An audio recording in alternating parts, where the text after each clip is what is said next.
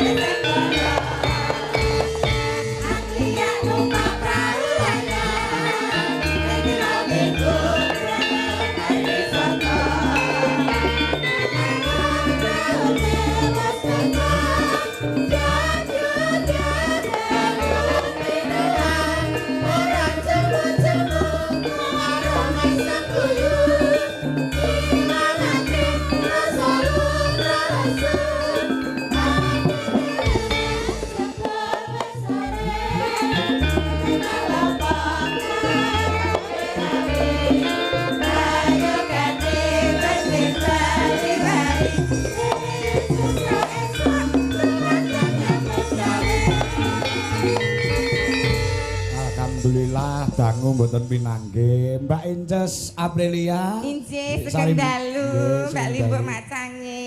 Aduh, cantiknya Indonesia. Matur sembah nuwun. Pripun pawartosipun Mbak Inces? Pripun? Pawartosipun dados pundi? Sehat wilujeng pangestu panjenengan Pak Kangkol. Alhamdulillah dipun timbali Rama Widodo nggih Mbak Inces. Sembah nuwun Rama Widodo sampun ditimbali raosipun mongkok manah kula. Nggih. Lah bangga saged dipun timbali Rama Widodo niku. Nggih leres. Gek dasare kula ki sinden enom tur wedok. Lah nggih. Niku lho. Nggih. Mbak Inces matur sembah nuwun nggih. Sembah nuwun. Saged menghibur masyarakat wonten ing Tanjung Tasakuran Salampurna tugas panjenengane Pak Rois. Nggih lah. Halo Min, piye kabare Min? Mbak Mimin. Oh Mbak Mimin. Mboten sasora-sora kula sampun mireng kok ya. Oh ngoten. Kula ya dibagake kaya menungso niki wau. Kok menungso piye lho kowe iki?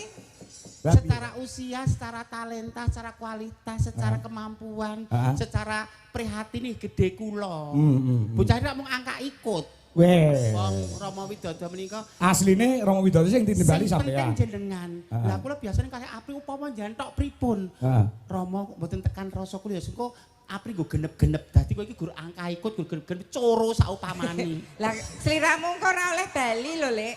Kalih Rama Widodo lire di anu ora kena bali ditinggal kene. Apa? Lah kok lek korah-korah ning omah sapa? Mang bagake mrene kan sekeca, men resep ning ati. Oh nggih. Nah aku ki nyawang Mbak Inces ngono ketok lek cantik, ketok lek lemah gemulai. Lajeng nawi kula. Kudu mutah aku nyawang kowe. Mula kowe iki nek dandan ki direkod-rekod ngilose ngocok le pernah ning daleme Rama Widodo ra nek kaca gedhe to. Mau ki ditintingi sik endi sing kurang. Le mung ngerok jenggot ora resik kowe iki. Oh amin. Jane mau bar ngasih ya tak kerok.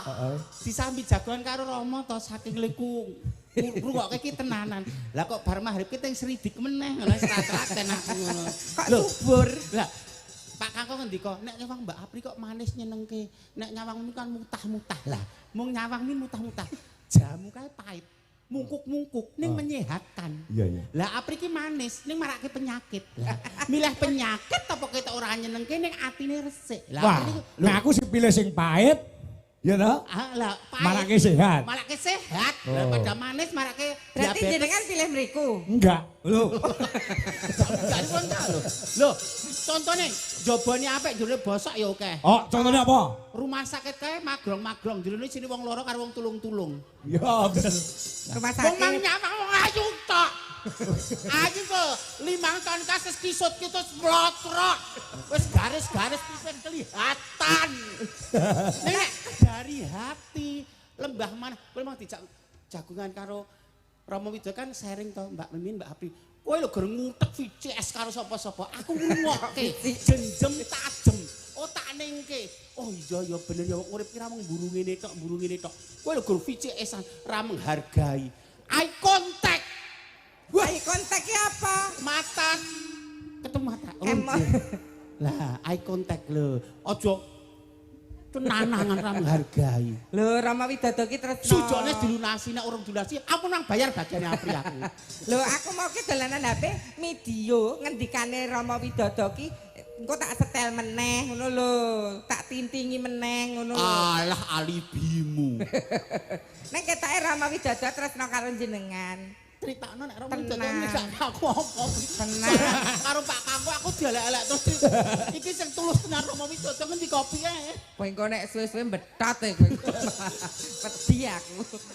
Rama ngendi kopi. Tenan Rama Widodo Mbak Mimin niku piyayine alus lho. Attitude apik. Attitude-nya baik lho. Sopan Sesuk santun. dikersake Rama Widodo. Heeh, Nak. Dilarung neng segara. Apri omonganmu lho. Lho, piye lho?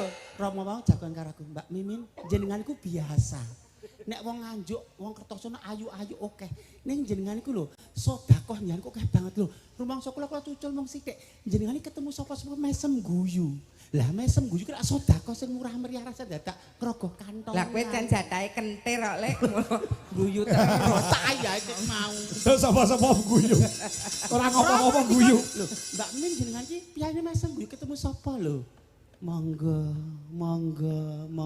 Cuma nek bojoku bojone kancaku tak monggo-monggo. Oh. Jane nek ngene kancane iki enak.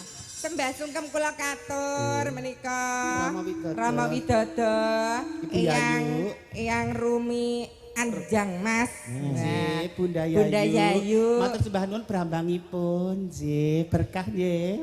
Pak Kepala Desa ingkang nembe purna tugas Pak Roe. Belum purna, Njuk, menjelang menjelang 2027. purna tugas. Dan yang paling saya cintai Sapa, Nok? Pak Camat Sugeng Dalu, Pak. Mripat Kok roh lho. Enek wong ganteng kok roh. Umume. Omongan Min, kuwi Min. Anggrene wong bagus nek bingung ngono. Pri. Nek Ngapa? menyapa ya semuanya. Ingkang paling kula tresnani spesial Pak Camat. Lho, Ora sing tulus terakhir. kita mboten tulus mergo ndek pamrih. Lho. Ndek pamrih nek wong bagus kan mripatmu mlolo to mesti. Kok lolo piye? Mesti kowe. Ya Yo. sinasa Pak Camat, nggih Pak. Menika cantik tapi pakai susuk. Jadi nanti dia bersekutu dengan setan. Kalau mati harus dipecuti lompong ireng. Kalau saya cantiknya tidak terlalu cantik, tapi saya pakai air wudhu. Lah, air wudhu tak paringan Gusti Allah. Lah nek wuduhe mesti salat. Salat. Lah kowe salate nggo ruko apa sarung? Iya. Ya sarung. Loh, Dua ruko kisar sarung. sarung apa-apa lho. Soalnya katok dawae tok, kulote tok, sarunge tok nggih Iya, to iya, iya. lho. Neng nggon sop lanang apa wedok? Aku neng tralis sak pri. Ya neng sop kakung. Urusan akidah, urusan agama kok arti. Lah piye arti? Amar piye kakung disingkang-singkang. Amar piye putri batalke. Ya wis aku sementing manut Gusti Allah paring Gusti Allah ya alhamdulillah diparing rezeki. Oh iya, Nggih. pancen kembali ke fitrahnya nek kowe iki lanang. Kowe barang. Yo, Ding. Ora ndungkuk kok Tau rukun. Ora ndungkuk kok kake. Ndungkuk kok. Kok medeni ndongake Pak Rois. Pak Rois. Sehat nggih Pak. Sinasa benjang sampun boten ngabdi dados perangkat desa malih dados kepala desa, tetep panjenengan tetep punya tugas. gawe rukune tangga teparo, kadang pamitran. Karena yang namanya ibadah itu tidak ada akhirnya. Cuman statusnya aja yang berbeda. Kowe nang alam dunia ngopo to? Kon ngopo? Kon nyambut gawe. Kon ngopo? Sing bener ning alam dunia iki kon ibadah. Sesuatu yang diniatkan karena Allah ini adalah ibadah. Iya. Bismillahirrahmanirrahim aku arep ning sawah. Golek kecandang pangan anak bojoku ibadah. Iya. Bismillahirrahmanirrahim aku arep mangkat wayangan kuwi ibadah. Bismillahirrahmanirrahim aku arep nglipur warga Kertosono kuwi ibadah. Jadi ibadah itu tidak melulu sholat ke gereja itu aja. Tapi berbuat baik, ngupeni bojo sayang gemati karo anak, rukun karo tunggal ya ibadah gitu loh. Luar biasa Mbak Inces. Aku lagi ngerti iki lho, banci syariah. Lah niki kan tausiah saking Gus Sukimin. Lah nek ibadah ukurane go neng gereja, neng masjid, neng pura. Lah bagaimana mereka sing ketemu cah yatim piatu neng dalan ngulungi duit mbuh 200 mbuh 50.000 mbuh 10.000, bagaimana sih dekne ngekeki tukang parkir jane 4.000 ngekeki 5.000 ora disuruh. Mergane hal kan kecil. Kowe ngalami ya lek masa-masa sulitmu dhisik. Sadurunge kowe dadi sinden kan kowe pengamen. Ya sekira kudu pelacur nae kok ngono. Ngarake aku. Aku semudeng kan aku gegek, aku mudeng rambatanmu. Sadurunge dadi pengamen kowe dadi begenggek kan ngono iki. Aku semudeng rambatanmu. Arep bosoke aku meneh. Lho, niki aku wis hijrah pri. Niki cerita sebaik-baik manusia di kekurangan lan kekurangan manusia di keluwihan. Lah kepelekke. Keluwihanmu gur siji lek. Ususmu gedawan. Ora. Iki pancen tak modifikasi ngene iki.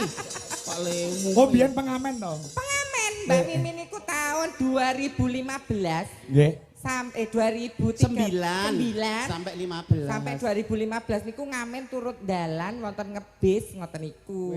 Ning saiki kondang kaloka, Sri Panggung, primadona. Wah. Star. Iya. Jangan persahabatnya mengakui mboten. Ya. Raden-raden yang saya nek piyai kakung dandan putri mereka dadi objek penderita, di situ jadi pelengkap. Ning nyatane Mimin iki dadi pionir. Wah, apa jenenge rabuk. Kok rabuk? Toshiba ora pionir. Maksudnya jadi apa jenenge? Oh, bukan leader ya. Kok ora leader? Herder. Yo. Maksudnya kamu juga patut diperhitungkan. Oh. Jadi segala sesuatu manusia ini diwadahi kanthi bener, diakomodir dengan tepat, diarahkan mesti menjadi sesuatu. Iya, nek ya jas merah jangan melupakan sejarah. Dadi ben para pamirsa ki percaya nek sliramu dhisik ngamen praktekno le. Kak sekadi ngono. Ya jangan aku tak pengen roh. Lek ngamen ning dhuwur bis ki piye? Masa bahane yo kuwi tok. Bahane nganggo cicik-cicik tok. Cicik anu, riyen iki. Apa aku mau? Lah ngapa? Dipersani Pak Camat lho. Apa pengamen ki elek? Ya ora elek. Iki prosesmu dhisik lho lek ben piyai mriki pirsa. Kowe menghancurkan karirku. Ora lho. Mengenang masa lalu. Mengenang masa lalu. Kanggone wong sing iso berpikir apa jenenge objektif. Oh iya, isa menang masa. Kanggone sing ora seneng ngece lho, Pri ngene ngina lho, Pri. Ora kuwi pekerjaan muliamu dhisik. Saiki bintang tamu jebren dhisik kok tongrok ngono piye. Aku piye aku, Pak. Oh, kok kan terus pamirsa dadi ngerti, oh Mbak Mimin riyen kerjane teng bank ngono, Tangjung. Masa. Ayo. Ya luwes ya weh. Nggih no. Nah. Tiada mungkin satu pondok ada dua cinta. Ada dua cinta. Biarlah aku yang mengalah. Dari bawah. Suarane ya ora kuat tok. Bacaane piye? Bacaane yo nyinden ngono apa bacaan anu? Kula kagem rock mini kan kaki saya kan terkenal mulus ya walaupun saya tidak pengen betis saya kan indah, betis saya indah tapi saya tidak pengen apa dene memamerkan aurat tapi tetap pakai stocking. Oh. Ngangge rock mini angger wong liwat gira-gira. Lah tidak ada bocah. Kuwi abraku dhewe. Terus lagune sing Mbok wis ora wis lho pengen ngerti lho Romo Widodo pengen ngerti sejarahmu dhisik. Oh. Nanti tapi aku ini bukan bullying toh, bukan toh. Bukan bulian.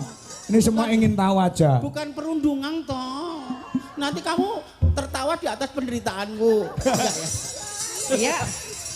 Toel. Sukanya toel. Oh. Nempel maunya nempel. Cowok zaman sekarang memang susah dipercaya. Oh. Cowok zaman sekarang memang susah dipercaya. Lihat kening licin, lihat bodi mulus tak tahan. Iblis ki nggodha menungso 1000 dalan. Apa wae? Dengan harta, kontal ora. Heeh. Dengan tahta, Heeh. waria. Wanita. Bareng gua abrakan Harta, apa? tahta, waria. Apa? Harta, tahta. Wanita. Oh, lah nyaten ki do tak godha ya mapan ki berarti. Berarti kowe iblis. Ayo, iblisnya kowe. Kepanjangan tangan lho. Iblis ki makhluke Gusti Allah sing pinter. Pinter banget. Ning dia sombong, dia takabur. Mula ning alam dia tugasnya nggodha menungso. Dengan cara celah-celah sing paling manut. Gampang perpecahan, adu domba, ora rukun, dusta karo bojone, ora sayang. Lho niki lho, etuk-etukane le mondok kalih Pak Kiai teng Pati niku nggih niki. Weh. Intine sing penting guyub rukun, tetep nyambut gawe perkara akeh sithik menika ora mung perkara etungan. Insyaallah sithik ning dicukupkan daripada akeh ning merasa kurang terus. Syukur bagi akeh berlimpah iso berbagi. Amin. Nggih. Kalian ketembangan Mbak. Oh iya no. Ketembangan. Tersane kangge hiburan sama nembang sih. Lah bar iki penyanyi Pak Kepala Desa arep nembang nyumbang pengen duet karo Waranggono. Oh nggih. Ugi mangke wonten permintaan suket teki kalian lagon Bapak koleksi saking Masjid di Kempot. Oh. Nggih pamrih saking Bunda. Oh ngoten. Ayo bawa sik apa nderek. Tapi aku njaluk sing bawa mong loro gentenan. Gen ketok suarane sing apik, sing elek sing ndi, sing ayu sing ndi, sing ora ayu sing ndi. Lah kira pun ikan pun timbuk cantik, menarik, unik. Wah iya. Mistik. Jajal.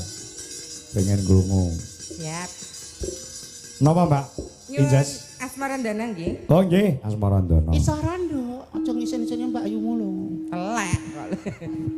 Luwih senior, Mbak Mimin ya, luwih senior ya. Ije. Berarti apa-apa ki sing marahi awakmu Mbak Mimin? Jadi kita dalam proses belajar. Kan iki jenenge ganti. Ganti apa? Mbak Kiki. Kok iso Kiki? Sukimin dijupuk tengahe dadi Kiki. Cuman rada modern to Pri, nek ketemu Pak Camat, ketemu Romo, ketemu sapa-sapa para punggawa praja mosok sinden Sukimin. Dik Kiki, men cek ketok kaya enom lho, Dik ngono. Perkara aku ketemu walah ngono ya. Hajat turu. Randuwe. Sore kaki. Tenan nih. Biar nganjuk iso terkecoh nyawang Mbak Apri suarane apik itu tenan. Gur dempulane 3 cm ya. Mula kan dandan nomor kancane iki wegah to.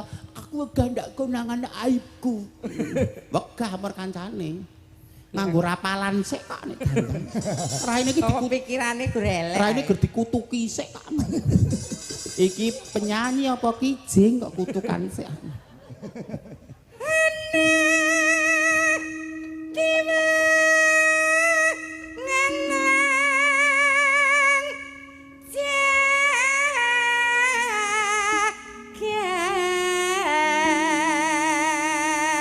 Apri, aku tak ngomong sithik ya. Ngapa le? Ning aja tok aku kok sengit karepe ora.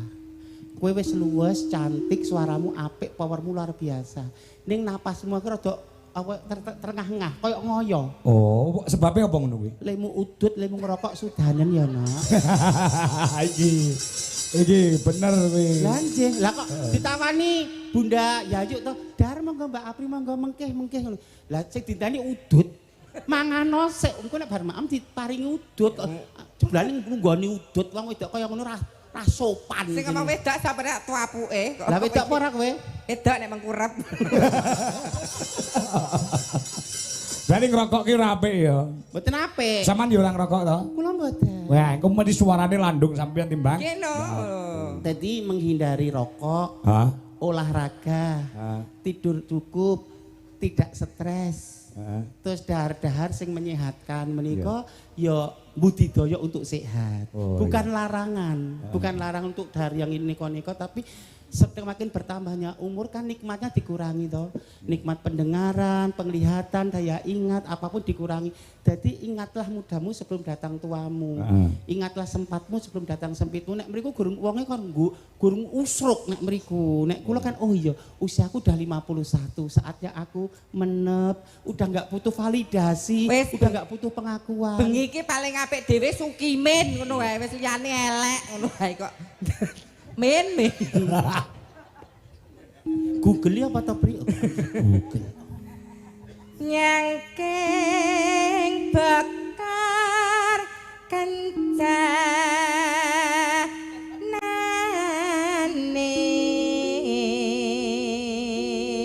Iya ki napase kurang landung mergo rokok. Anjir kok terangan. Nyobi sing suarane landung tur orang rokok. Oke, duduk. Oh iya duduk. Biar tahu main pilah, carane main pilah. Kok nganggo Agak ambekan wae. Wis dadi renane para seniwati wis kagum. Gur agak ambekan. tekek kepidiak. Karena kuncinya kan di nafas toh. Sebaik apapun suaramu kok nafasnya ra landung yo elek, ra tekan gone. Mesti ngedapi-dapi kae. Pernapasan ini penting untuk dalam rangka bersuara. Dadi ora mung suara terus. Dadi kok Klaten kene dipamerke warga mriki ki ora nguci wani. Rasa tok kandhani. Lah iya. Rama Widodo. Isine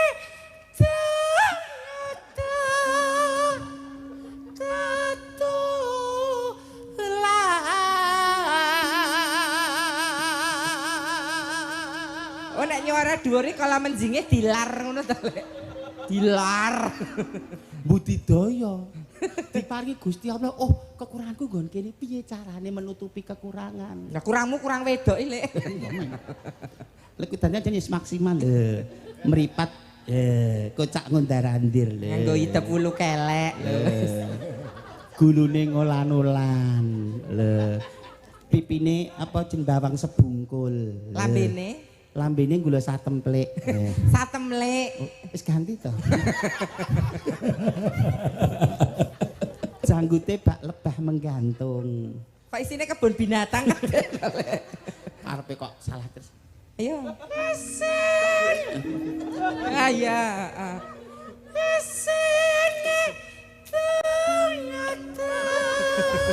Kok nek ndase ucul.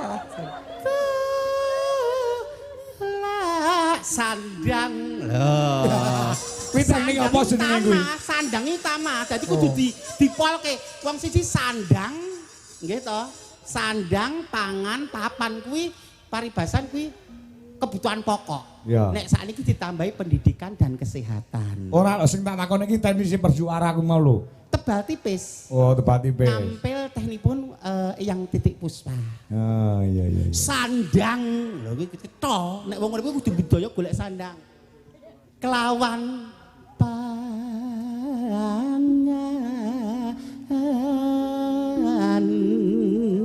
pangan kudu sithik. Ojo berlebihan makan itu. Loh.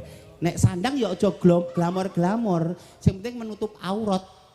Kayak aku kan tertutup ya ketok payudara sithik kan ra apa-apa ya. Algur gombal kok payudara. Iya. Kaya wong kesetrum ngono to. Kanggone sing ora seneng ora kurang panacat. Oh iya. Ora seneng kok. Oh iya, Nek wong sing seneng ya ngalembono. Wingko katon kencana. Telek. Ya iku bagian. Nek sing kakung keras, sing wedok kudu pelan. Oh iya. Ben ora padu. Nah, nek selanang kenceng. Pon. Nek sing larang kenceng sing wedok kudu pinter ngeluk. Iya. Lah, jikok dudut rasane. Wong melek. Wong melek iki bagian dari prihatin. Wong melek niku bagian dari prihatin. Iya. Wong prihatin kok sore tetes turu ya apa? Kira mau Widodo kapusan brosur. Wong melek sabar Kok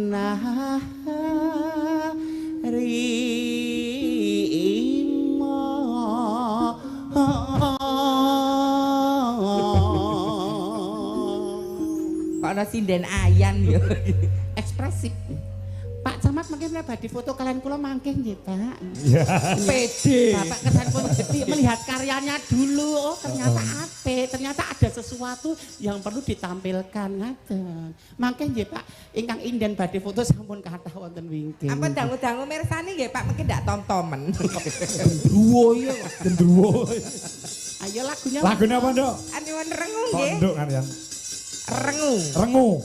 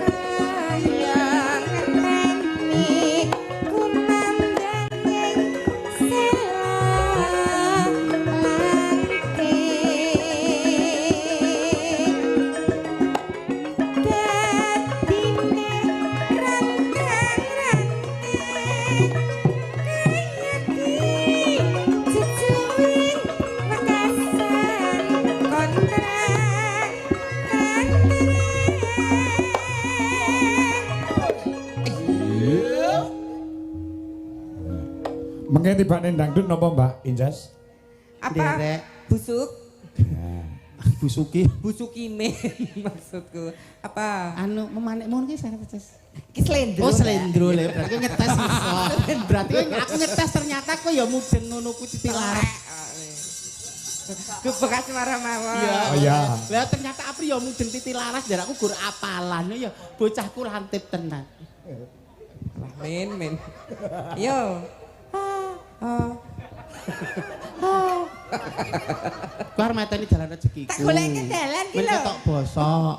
Rasa ngono wis ketok dhewe. Barang siapa menutup rezeki saudaranya dia akan ditutup nih. Barang siapa mempermudah jalan rezeki sedulure jangan dipermudah. Nek membuka aib, Nek buka aib kaya dene mangan daging mentah.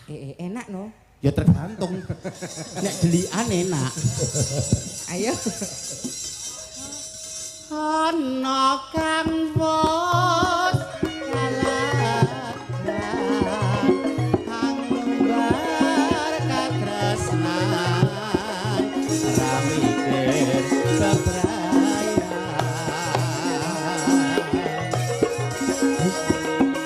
balik yun aku wis kadung kasuruh ati kumbung tansah Iya.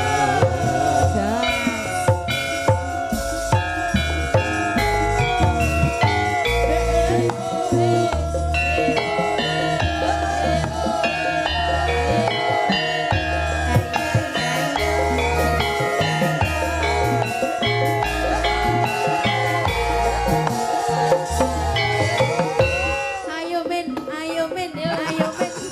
Ayo.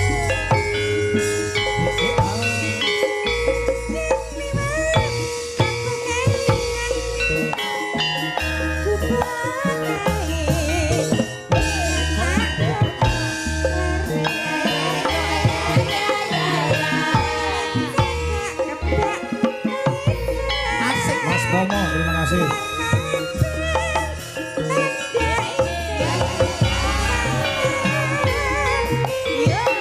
jebune gubuk asmara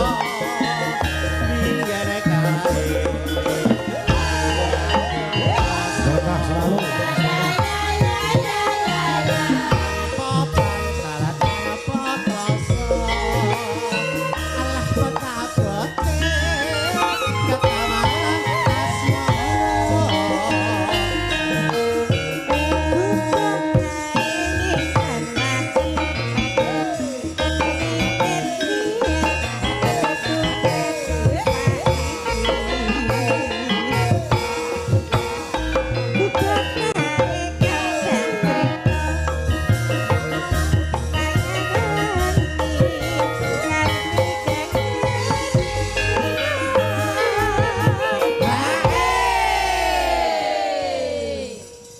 catatan sajroning ati datar luhur saya meratapi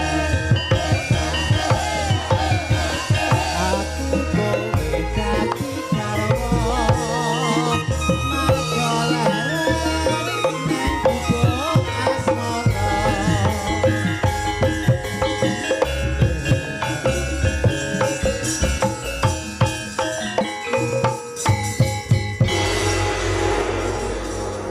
Matur sembah nuwun. Sampun lumadi kekalih Nggih. lelagen. Lah menika giliran Pak Rois Kurniawan. Pak Rois. Diaturi tindakan Mbak Dak nuwun sewu Mbak Anjas. Dalem? Pak Rois di kancane kali Pak Camat mboten? Nggih no. Nah, iya. Ayo Pak Camat. Mriki Pak, lumayan kena nggih tombo adem, Pak. Monggo mboten ngira-ngira hormat Pak Camat. Ya support musik Mas Joro. Ya. Monggo Pak.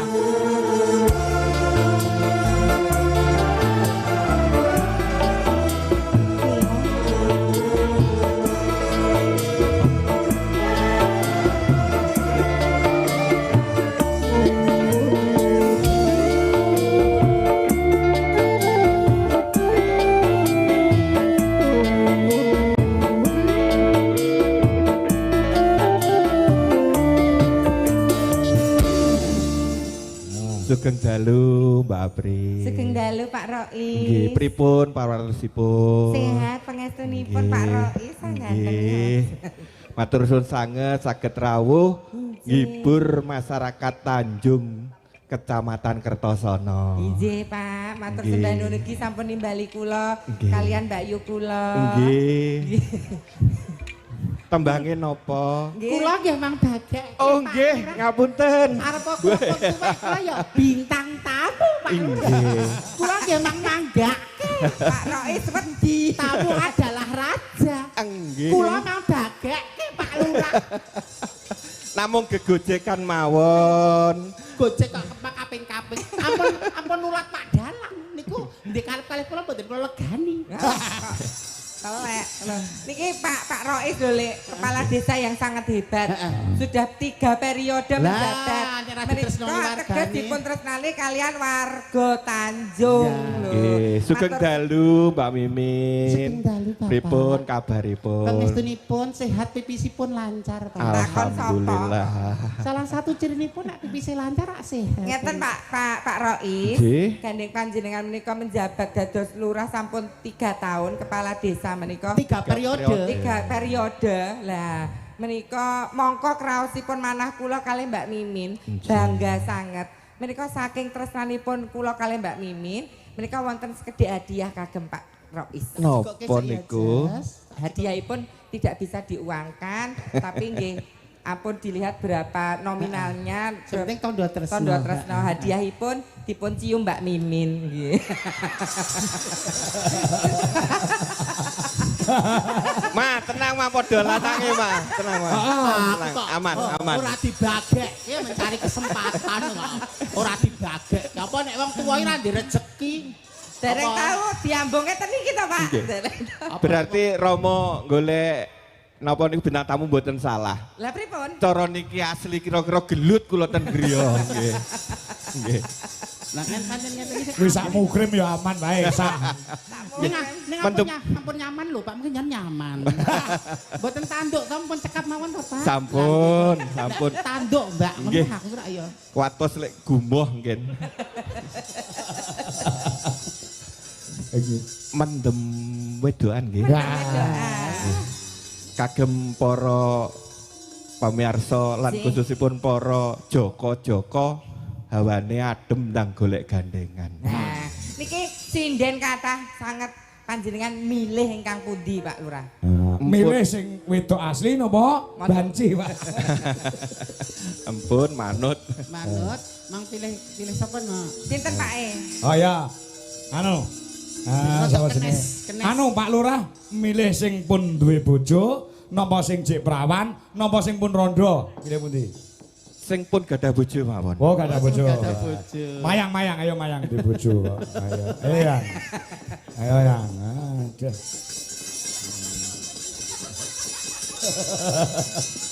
Mayang Ayo Mas. punya suami. Punya suami ya? Iya. Singnya di bawah. Ah. Nganggo goyang lho nduk sing kenes lho. Kok ndak Pak Lurah ngasih do mendem malah mabuk ngono. Sing kenes kaya aku mau. Ya siap Ibu Ratu. Ratu. Ya. Barang jajar karo wedok tenan kok ora nek bedane ya wedok jadi-jadian karo wedok tenan. Lah nggih no wong sak produk. Lah kan wis pilah ya iki sing wedok-wedok nang Sing wedok-wedok kene, kene. sing kakung-kakung nang kono. Sing wedok-wedok nang kono kakung nang kene. Heeh. Ya. Ora perlu tak jawab, tak share foto tititmu lho, Bri. Sing wedok kene, sing lanang kono. Sing wedok kene, sing lanang kono. Lho mau ya sak kamar kok karo aku ganti bareng kok. Oh. Ya kowe salah, kuwi ya duwe kok, dadi prabote kok, di pirantine kok. Pemergo ra diketokne. Monggo Pak. Nggih, cek. Mbok Mimin dadi mboke. Piye to Le? Mboke Mimin ayo. aku njaluk dikawinke.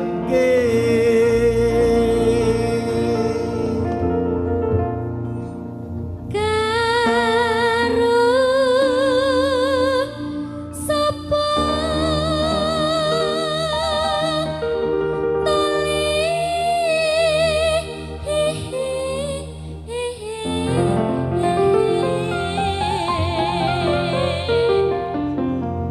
Sing penting apik budi pekertine.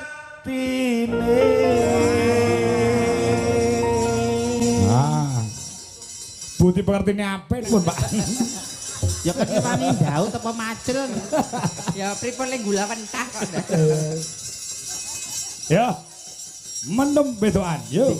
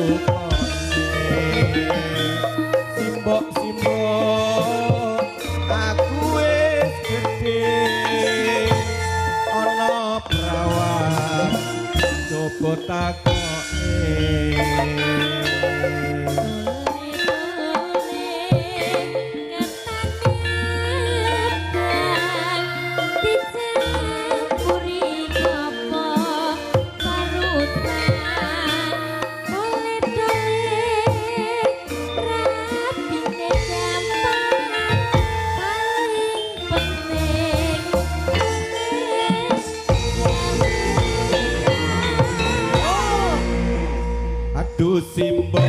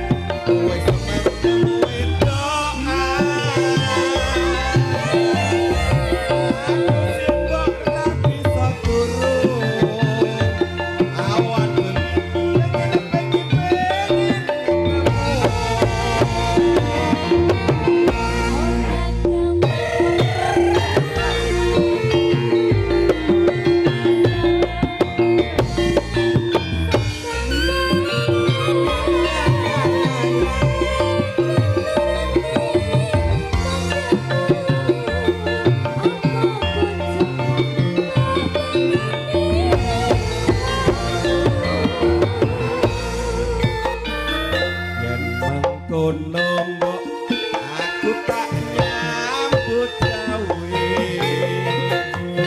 golek duit kanggo nikahan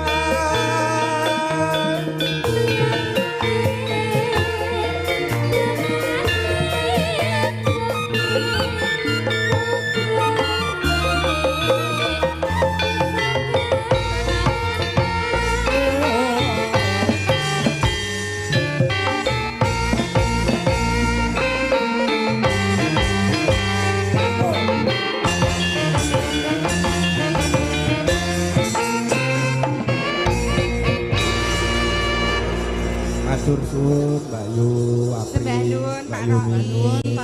Cucu Laras Indonesia sukses selalu sedoyo. Amin. Monggo dipun lajengaken. Sehat selalu Pak Rois, sembah nuwun. Dadah Pak Rois. Nggih. Oh iya Pak Camat kok ora kersa ngapa to diaturi tindak panggung? Kadosipun gila. Pak Camat saya sudah ngantuk. Pripun Pak? Oh nyuwun dijemput, Lek. Nyuwun dijemput. Tenanan apa ora kok tak Tenan. kok rono ora kersa kewirangan aku. Lho nyuwun dijemput kok lho. Pak Camat pilih minggah panggung napa dicium Pak? Bapak kersa minggah panggung. Paring pangandikan tapi mboten. Oh, sampun marem nyawang jenengan gak ngoten. Sembah nuwun Bapak. Saestu mboten ngersakaken lagon? Mboten. Ya Allah, Masya Allah. Pak, Rahimku langsung keram. piye langsung tedun. Kok tedun? Apri. Sehat ya Pak, bahagia selalu. Pamrutan saking Bunda Keteki. Suketeki kalian Bapak. Bapak. Rambut wis raya. Ngejak kanca sapa nak gaje nak wong ayu. Ah, sing apa sinten? Lagu Bapak. Ayo. Coba. Suketeki sing kok Bapak di Apri ya apa? Oh iya, iya. Suketeki dulu Suka aja. teki. Ya, suka teki. Nah. Ah, Wiwi, suka teki aku apa Wiwi? Nah. Lah kek sitoke kok ning kono wae kok lek katut wong piye kek kok? Lah nang penyanipun Pak Lurah le mirsani kula dereng marem ngadan kala wau. Ning kene sing Mbak Mimin nggo sawangan ngaten. Oh, ngaten. Nek liyane wong ayu nek jenengan ki merakati. Nek ayu karo merakati benten lho. Oh, bedane nggo napa? Nek ayu mung kandhek ing netra wonten mata. Nek merakati ki tekan batin ngaten. Nggih to Pak Lurah. Sugeng kula Pak Camat nggih. Kayak Bali ya medeni Pak Camat iki kok. Suketeki ya Mbak Wiwi? Iya. Pak Camat kados Sahrul Gunawan zaman Cek Timur. Oh iya. Nggih, kula bareng nyaket ya ampun. Kulite ya padha aku putih padha. Kulit wis tong nglikop lho Lek kok padha. Upama kena balik, upama kowe dipek bojo karo Pak Camat ngono piye Mbak Mimin? Nggih, kula gelem mawon ning mentale mboten kuat kula. Soalnya kula jek pengen mengejar karir. Wah.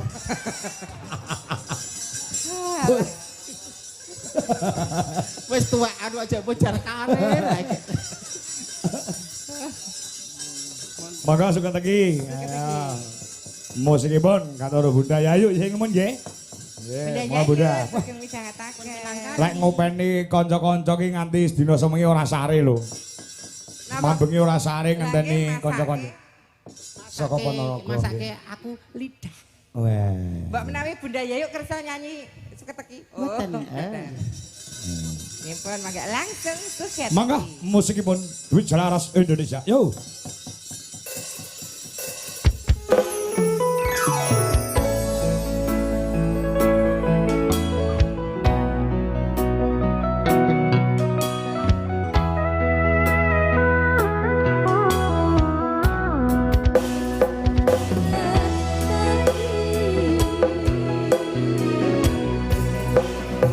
Menika wonten mamundhun malih Nggih. saking ingkang mirsani lumantar live streaming Mbak Mimin Mbak Apri. Nggih. Menika Pak Tulus Cikarang sampun transfer harta matur nuwun nyuwun padha kuning pelok ugi menika saking CV Sekar Manggijaya nyuwun padha kuning monitor saking Jakarta Pak Kangkong nggih matur sembah nuwun ugi saking Gemolong Sragen Pak Enanda utawa Pak Sunarto ya nyuwun lagu Banyu Pangenan dipun garap gamelan Bali oh nggih kula monitor setiap malam wonten ing channel Dwi Jalaras Indonesia penggemar kathah menika Mbak Mimin, Mbak Apri. Nggih, menika ugi wonten ingkang mirsani ingkang saking Bontang Kalimantan Timur. Oh, PKT Bontang. Nggih. Wah, nggih, nggih. Kanca-kanca DKC mbok sak prepirane ya kemarang isih tresna kelawan budaya diweja kanggo klub ngancuk. Ya, heeh. Najan to wis ora kaya dhisik. Heeh. Nggih. Yo Butuwi, ayo Butuwi, karo Pak. Mbak Retno Cungpe. Ayo. Nggih. Banyu Wangenan. Wah, Banyu Wangenan, heeh. Ya, diaturke ya. Heeh, diselani sik. Ngobar iki ngaturke lagu Bapak kersaning penjane Oke. Bunda Yayu. Siap. Mangga Butuwi. Men ora musik terus Mbak Mimin, Mbak Apri. Jeh. Gamelane ya ditancake. Ya, heeh. Ya coba. Lagune wis ana win dhisik ya kuwi Lara Sesigar ning diaransemen gamelan Bali karo Mas Sri Eko Widodo sing asta kendang. Oh iya. Coba kaya ngapa? Heeh, mumpung alhamdulillah untuk warisan gamelan Bali saka Abah Entus Susmono almarhum saka Tegal. Oh, Bupati Tegal. Heeh, ya, heeh. Monggo para kanca pun aturaken Butuwi kelawan Bu Retno Cungpe. Ya. Lara Sesigar. Yuk, dados.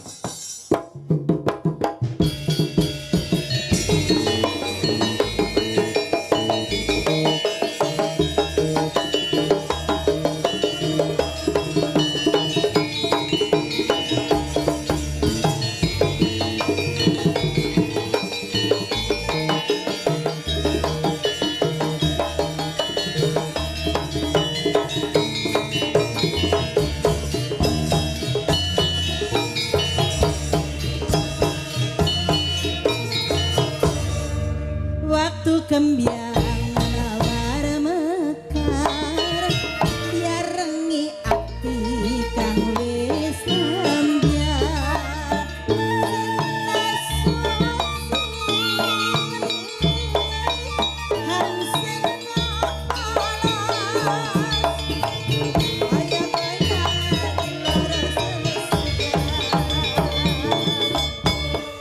sapa wong gandrung lara siji rasane sewu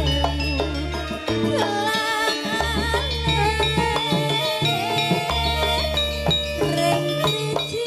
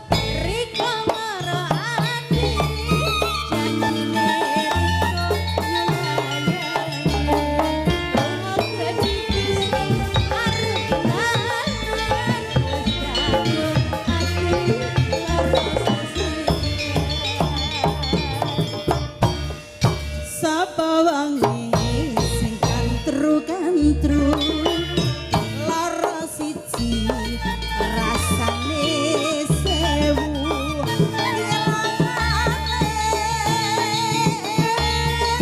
ring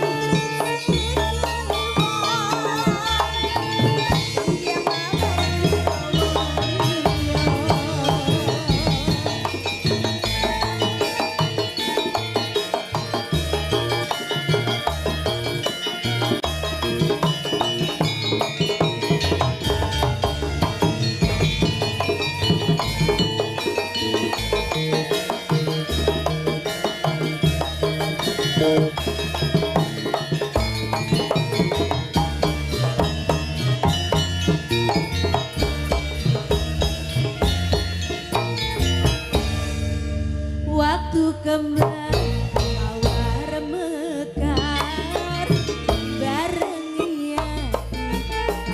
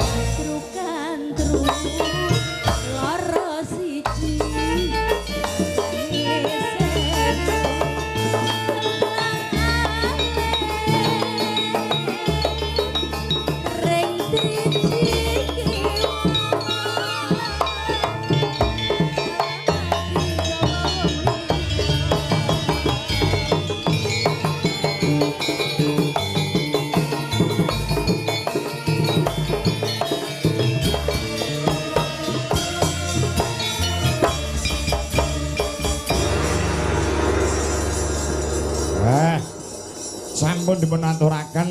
Ya, Nggih, ah. sampun. Samenika giliranipun mamundhut saking Bunda Yayu diaturke. Kelakon Bapak menika Bapak. khusus kagem Rama Widodo. Nggih. Menika bentuk terima kasih saking putra dalasan keluarga ingkang sampun Rama sampun berusaha keras membimbing putra-putra. Nggih. Nggih, ya nak ya. Mbak Inces ya sing ngaturke. Nggih. Nah, lagune sapa iki? Mas Didi Kempot. Oh, Nggih. almarhum. Oh nggih. Sampun aturaken. Bapak. Spesial kagem Rama Widodo. Heeh. Dan Ya. untuk bapak-bapak seluruh Yang tandem. bekerja keras untuk keluarganya. Dan untuk bapak-bapak yoga juga. Bapak Yogo yang paling ganteng sama Mbak Inces. Kucel dong. Perasaan kuceli biasa loh, Pri. Kok di matamu kok ganteng apa punya kesan tersendiri? Mbok raup-raup sik, Cah. Liyane mending-mending kok. Mangga Mas, Coro musikipun. Yo, kaya ngapa? Oke. Bersama TV Mata.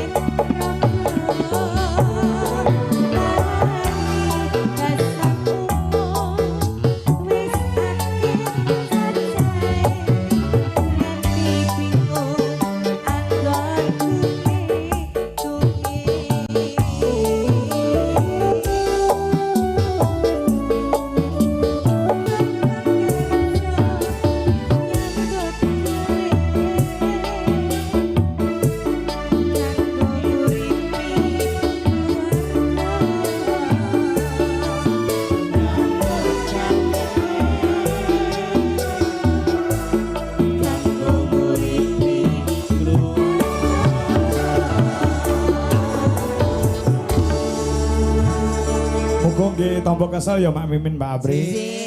Bunda Yayu lek ngopeni kanca-kanca luar biasa. Mbok menawa ket mau bengi nganti sayane urung sare beliaunya.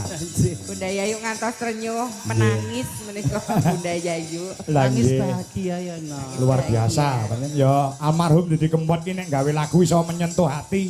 Kula nganti grupi ambyar. Yo tak japukne karo prawan-prawane Dwija Laras Indonesia. Sinten menika? Mbak Wanda karo Okvalika iki jek perawan kabeh. Wah. Ya. Insya Allah tapi aku ora ngerti. Kemarin penonton pemirsa iso bedake nek sing sejatine perawan di sing mung ngaku-ngaku perawan Lah iya. Ayo Kula nak. dicek, ayo disupati sa. Mari berdiri. Yuk. Mbak Opa Wanda Amara dari Ngawi dan Sidoarjo. Yuk.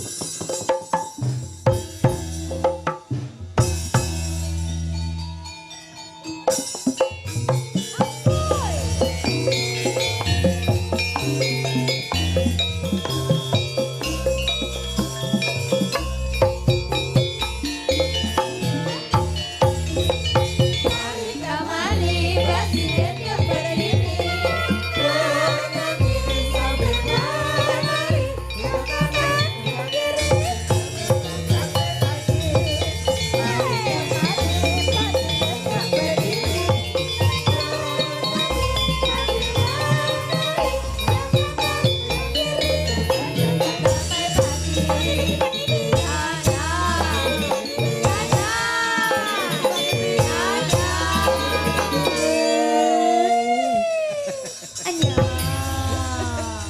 Lah saiki men disawang karo pamirsa wedok asli karo Oke di zoom ya yang bener-bener cantik. Pengakuannya saja memang secara the real cantik. Wah, ini wale kok jane Wandai kono, Okva kene. Nah, Princess Aprilia, Okva, Wanda dan Wandu. April. Wanda karo Wandu. Wanda karo Wandu.